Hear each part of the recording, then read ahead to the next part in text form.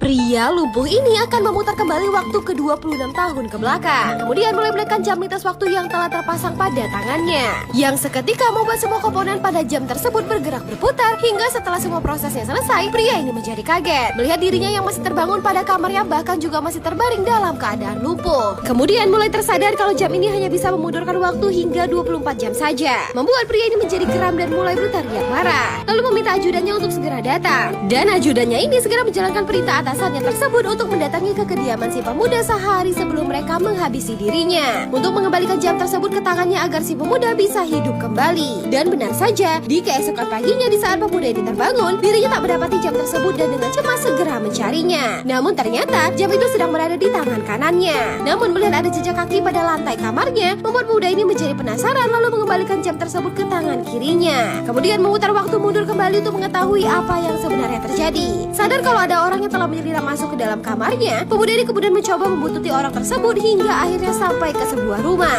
Lalu pemuda ini mulai masuk menyelinap ke dalam rumah tersebut. Di dalam sana, pemuda ini mendengar percakapan sang ajudan dengan seorang pria lumpuh yang duduk di atas kursi rodanya. Namun ternyata pria jahat ini sedang berpura-pura menjadi ayah dari si pemuda yang merupakan kembarannya sendiri. Lalu dengan sengaja memancing si pemuda agar mendatangi mereka dan mengarang cerita kalau saudara kembarnya yang telah wafat itulah yang telah jahat dan membuat tubuhnya lumpuh hingga sampai sekarang. Setelah mereka pergi, pemuda ini kemudian menyelinap masuk ke dalam rumah untuk mengambil sebuah foto lalu segera pergi dari sana. Keesokan paginya, pemuda ini mendatangi sang ibu yang telah membesarkannya selama ini untuk menanyakan siapakah sebenarnya orang tua aslinya, sembari menunjukkan sebuah foto. Lalu sang ibu mulai bercerita kalau ayah kandungmu sebenarnya adalah seorang ilmuwan jenius, penemu dari jam lintas waktu tersebut. Namun ilmuwan itu menitipkan dirimu kepadaku pada saat sedang berada di dalam kereta api. Namun sehari setelah kejadian itu, diriku menemukan berita kematian ayahmu pada surat kabar. Pemuda ini berkata ke pamannya yang jahat ini kalau diriku telah berhasil menciptakan sebuah jam lintas waktu yang telah berhasil dimodifikasinya. Kemudian pemuda ini segera menekan jam ciptaannya itu